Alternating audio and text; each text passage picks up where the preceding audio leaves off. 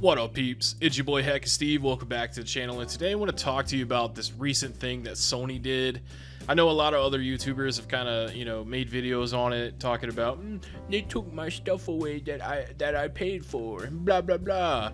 And I'm just sitting over here thinking like, yeah, well, what else is new, man? Sony's been doing this kind of thing for years. Case in point, there's like over 100 games from the PS1, 2, and 3 that I have on my PlayStation 3 that I bought from their store right now. And can't access any of those on the PS4 or the PS5. Why? Because they just don't want me to. Now, they do have Resident Evil Director's Cut that you can play if you have their monthly subscription. However, I don't want to do that because I fucking bought the game. Man, I can't tell you how many times I've bought Resident Evil, whether it be the remake or the original on PS1. But anyways, recently they decided that they were going to get rid of a lot of their Discovery content. Like, they're not going to renew their license agreement with Discovery, so there's a shit ton of TV shows. Now, a lot of these shows I would fall asleep watching anyways. I mean, some of them are pretty cool, and I understand anyone that paid money to watch these shows would probably be bummed the fuck out, and that's understandable. But the fact that you have been told for over 10 years about the digital world and what could happen, aka this, where they just decide you can't have it no mo, that's on you, man. Now, don't get me wrong, man, this is unrelated, but here's Voodoo, and I own 207 movies. Actually, I own more than that because this 4 film collection and this 4 film collection only count as one.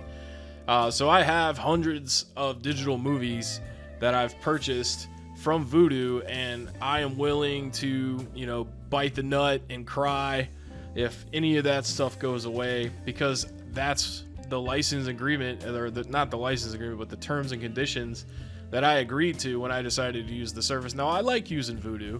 The quality is great.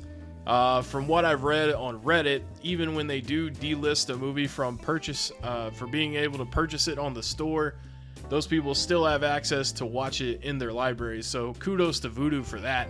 But going back to Sony, obviously they're not those types of people. Honestly, Sony has always been greedy. I've had tons of bad experiences with them. I remember one time I tried to play Rock Band 2 on my PS2 Slim, and it wouldn't read the disc because it was a dual layered disc, and my PS2 just did not have a laser capable of doing that.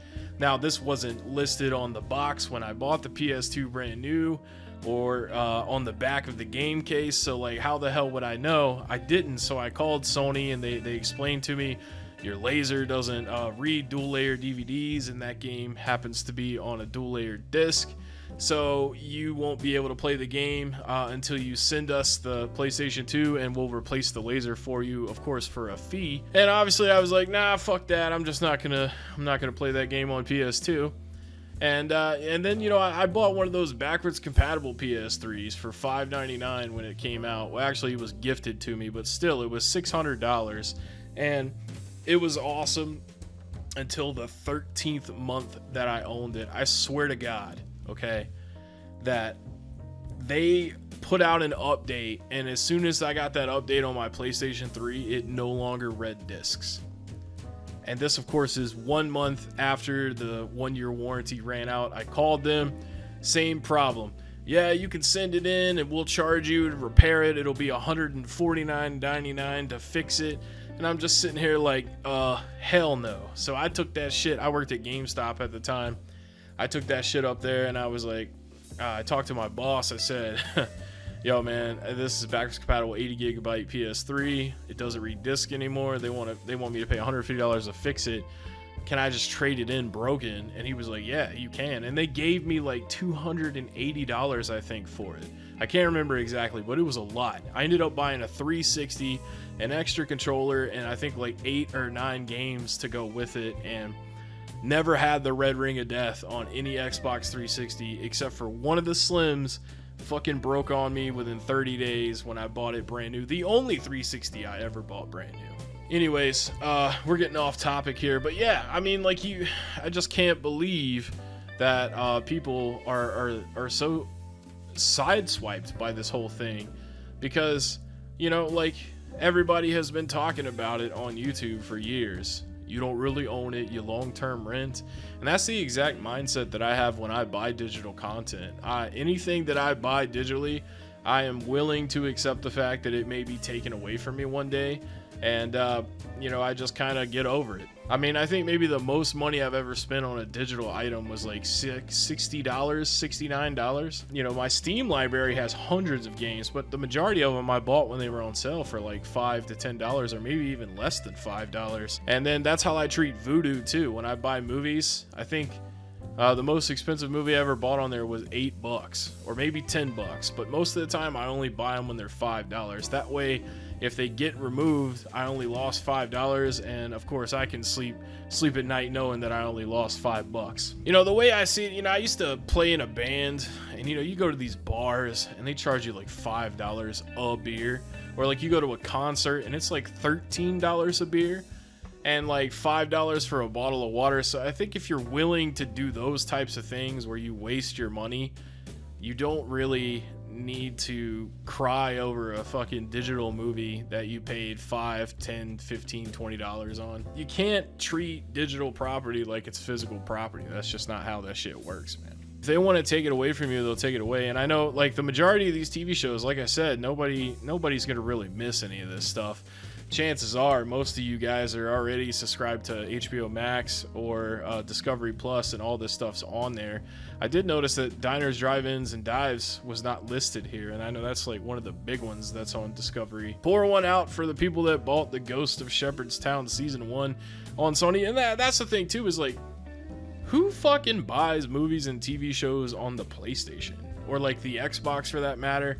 Like, if you're not using Apple TV, Vudu, Amazon, any of these huge services that would, you know, take a lot of backlash for being, you know, shady like that, then, you know, that's on you, man, for making that mistake. I was trying to see if they listed the movies, but I don't know, maybe they mixed them in or whatever, but I know like some of the Saw movies and John Wick was also removed, and, you know, that does kind of suck, because that is, you know, well, not the Saw movies, but like John Wick is fantastic. You would definitely want to watch that more than once. But yeah, I mean, if you think that there's going to be any kind of backlash for Sony doing this, you're 100% wrong, because, you know, they've been doing shady shit this whole time, and for some reason everybody lets them get away with it because they make the PlayStation.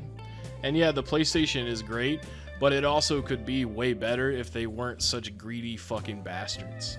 I mean, think about it this way, man. If the PlayStation 5 played PS1, PS2, 3, 4, and PlayStation 5 discs, you would not need to own any other game console other than maybe a PC, because you would literally have infinite fun at your disposal. But no, because they want you to sign up and pay them monthly to stream games or download certain games. You know, that's what you get, man, with Sony. I mean, they've always been a more expensive brand. Like, look at their TVs, for example. Their TVs are way more expensive than like some of the Samsung or LG models that you can get that are comparable in specifications. Sony is greedy, man. They've always been shady, and I've just kind of tolerated them over the years. But yeah, I just wanted to make this quick video, man. Like this guy says here, I joined the war on piracy on the side of piracy. There are plenty of websites that you can access movies for free. I'm not going to tell you how to do it because it is illegal to do that. But that doesn't necessarily mean I say you shouldn't do that. You know, that's your own decision. You're a free person. You can do whatever you want. The consequences could be dire if you were caught doing that. Make sure you use a VPN. But yeah, like right here, are they going to refund the purchase price on them? Hell no, dude. Like, that money is gone. You ain't getting that shit back. You should have read the terms and conditions. And that's the thing too, is like, even if you did read that book long terms and conditions, you would probably still be upset about it because you just don't think it's fair. And I tell you what, man, ain't nothing really fair in life. But yeah, that's all I got, guys. Thanks so much for watching, man. This is kind of a rant, and I know like it wasn't very like smooth, like the way I delivered all my words and stuff, but I just wanted to put this out really fast.